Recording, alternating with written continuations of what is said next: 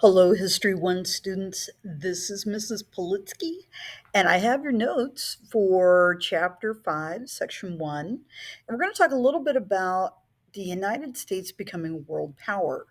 And along with that, we're also going to examine some of the colonial holdings that the United States acquired during this period of time. So we're going to start with this imperialist vision. And one of the things I want you to look at is this map here. This is a map of U.S. acquisitions between 1858 and 1917. The areas that are basically in orange, that is the United States. So if you think about the lower 48, that's pretty much what we're talking about. The areas that are in the green, these are U.S. possessions. And the areas that are red are what we call U.S. protectorates. Protectorate is kind of like what the prefix of this term is. It's idea of protect, and it's a territory that the United States kind of feels obligated to protect. And if you look here, obviously Cuba is labeled, Haiti, uh, what would be kind of the Dominican Republic today, the Canal, Panama, Nicaragua, let alone all the other possessions that we have, some big, some small, some probably better known, some probably not so well known. So as we go through this chapter, we're going to talk a little bit about these, and you guys are going to probably do a little bit of research on some of these holdings. But I do want to start off with a little word of wisdom from this wonderful guy named George Washington. When Washington was leaving office, he gave kind of a farewell address. And if you've ever seen the movie or the musical Hamilton, you might know that some of this has been written by Alexander Hamilton. But the phrase entangle alliances with none was a little warning that Washington gave us. And eventually, maybe is something that we should have kept in mind when we talk about the Monroe Doctrine. Monroe Doctrine was a policy that was kind of drawn up under President James Monroe, kind of in the 1820s, somewhere in that ballpark. And what it basically meant is that the United States would be basically looking after the Western Hemisphere. If any European nation wanted to colonize it, claim it as their colonial claim, they would have to deal with the United States first. And part of that was because in the 1820s, a lot of Latin America was in the process of trying to fight for independence from Spain and some of the other colonial powers. And the United States, being a nation that had gone through that, kind of felt compelled to lend a hand, if you want to call that. But we weren't necessarily thinking of ourselves as being a colonial power.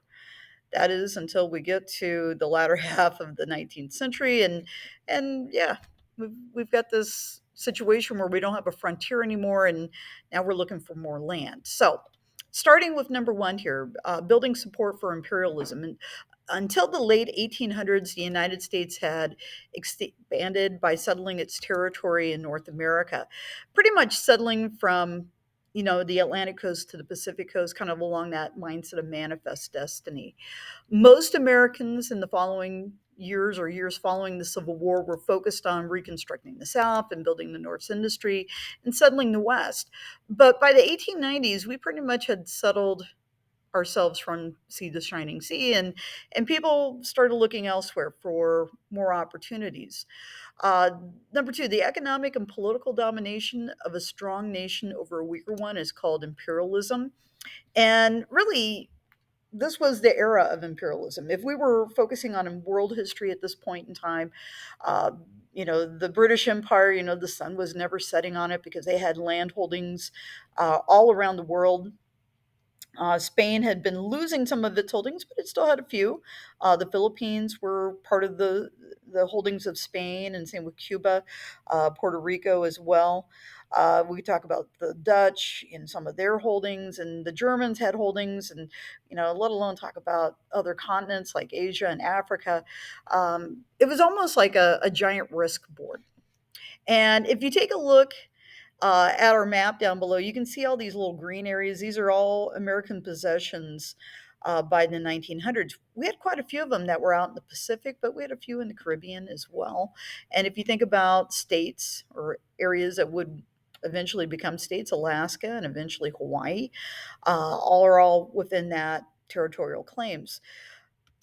Number three, many Americans supported the idea of imperialism because most industrialized nations had placed high tariffs on each other, and Americans decided that to keep the economy strong, the nation needed new overseas markets. American factories also needed raw materials, and looking elsewhere was important. Even today, we realized that our economy here in this country would be in deep trouble if we didn't have overseas markets. So that whole understanding really begins early on within our American history. Tariffs, if you remember, is a fancy name for a tax, and if other nations are putting high taxes on each other, it kind of makes people want to buy the goods that you make in your own country. But it also is an issue that if you want to keep other countries' goods out of your country, you put a tariff on, those things that are coming in as imports. So tariffs played a role in European imperialism of the late 1800s because tariffs reduced trade between industrial countries, forcing companies, our industrial companies, to look for other markets overseas. In the picture that you see below, one of the things that we understood is if the United States wanted to have a strong economy, we needed some muscle to back it up. And there was a big push to modernize our United States Navy and actually to make a Navy that would be kind of on the scale of being a world power. And so there was this push. And eventually, we're going to start replacing a lot of the old ships that had the old um, mast and sails and replace them with ships that are basically steam powered. And what you see there is basically what was known as the Great White Fleet, which was kind of the first generation of modern warships. And one of the things that we did is we took our warships on tour, if you want to call it that. If they were a rock band or a country band, um, we wanted to make sure everybody in the world knew that the United States had arrived and we were powerful because we had a navy to back it up. And so we sent these ships around the world. The ships themselves were painted white, hence the Great White Fleet. Um, Needless to say, it was one of our first times to kind of show off a little bit. Granted, the British still had a bigger navy than ours. So, and number five, a protectorate. This is a state controlled by another, an imperial power that would allow local leaders to stay in control and protected them against rebellion or invasions. Rulers of protectorates were compelled to take the advice of an imperial power and to protect their national interest. The United States basically was in that position to be kind of the imperial power for some of our territories that we were looking after. If you remember back to when we started the notes here, countries like Cuba would eventually become a protectorate of the United States during this era of time. Central American countries like Panama and Nicaragua were also in that same position. Supporters of the idea of social Darwinism, and if you remember from our previous chapter, we talked about like the survival of the fittest. They justified the expansion of American power because they believed that the nations competed with each other and that only the strongest would survive. A man named John Fiske, who was a historian and also a supporter of this idea of Anglo-Saxism, which is this idea that English speaking people or nations had a superior character. Their ideas were superior, their government was superior, and thus it justified them to start taking claims of land overseas.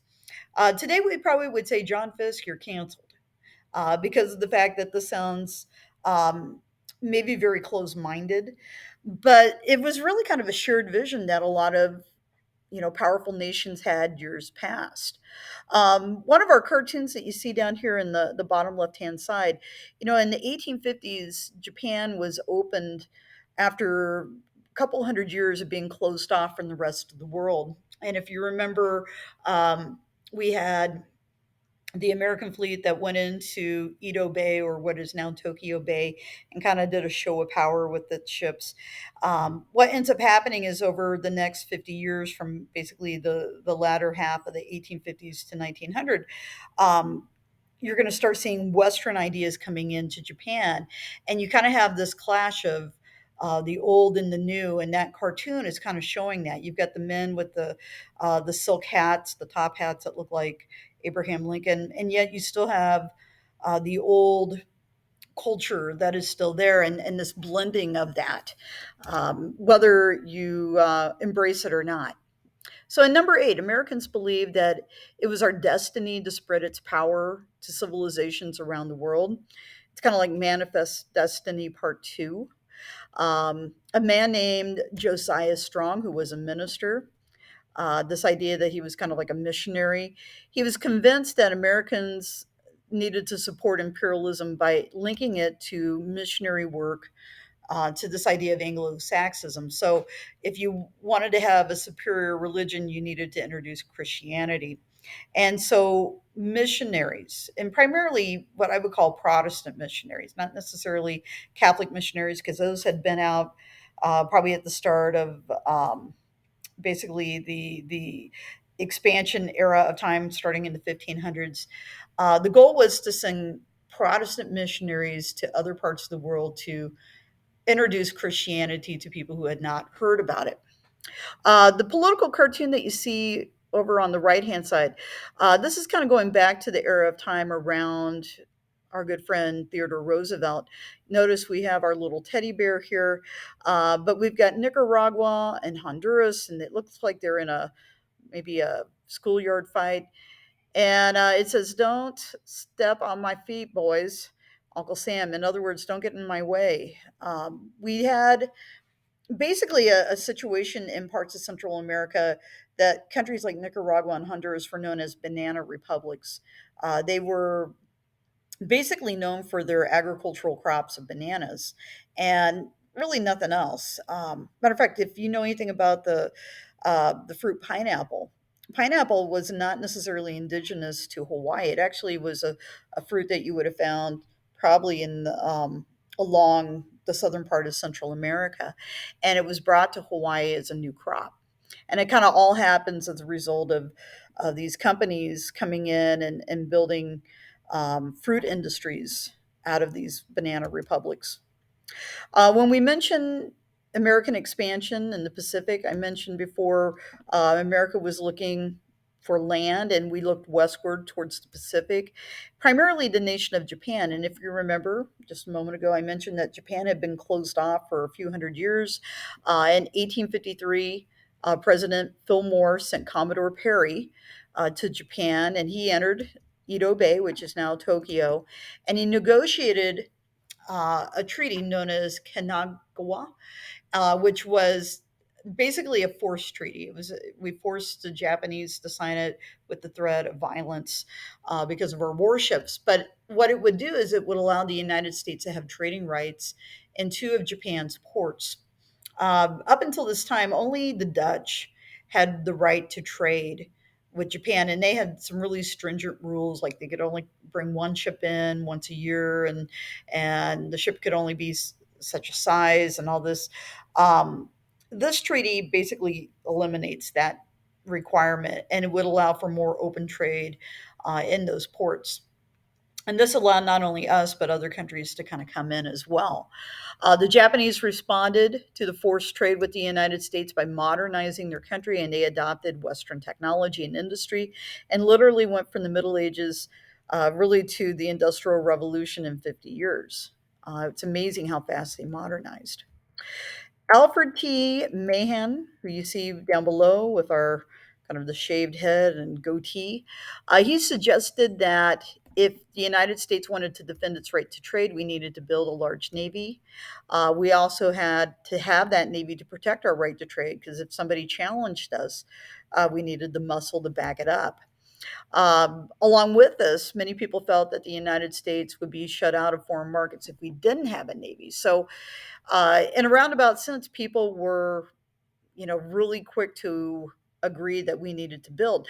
I don't think people saw the United States as wanting to go to war with a lot of other European powers, but it was just the idea that we could protect our rights, the rights that we thought that we deserved on a world level. I mentioned before we had kind of our banana republics that were in Central America. Some of those fruit growers actually moved some of their operations west towards the Hawaiian Islands. And in a treaty with Hawaii, the United States received the right to build a naval base at Pearl Harbor. And along with that, that brought in a lot of these plantation owners to build like a fruit industry there.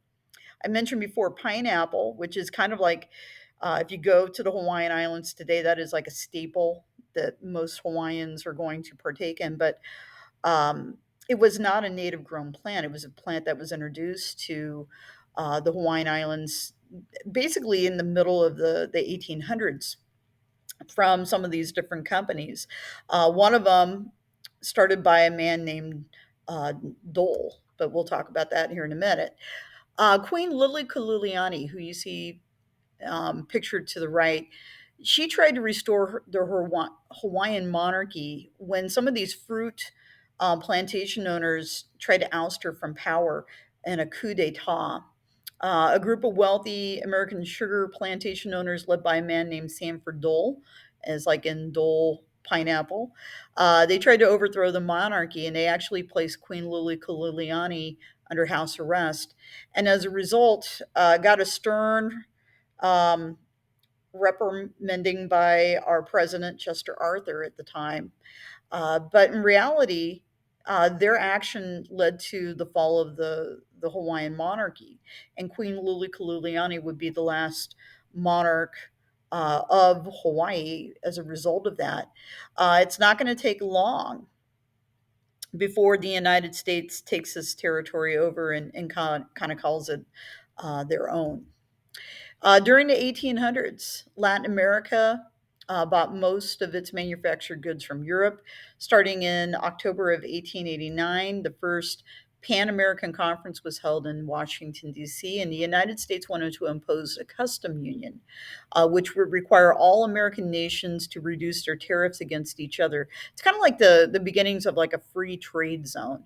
The idea that each of these countries would be kind of like an equal in trade, including the United States. All right. Thank you very much.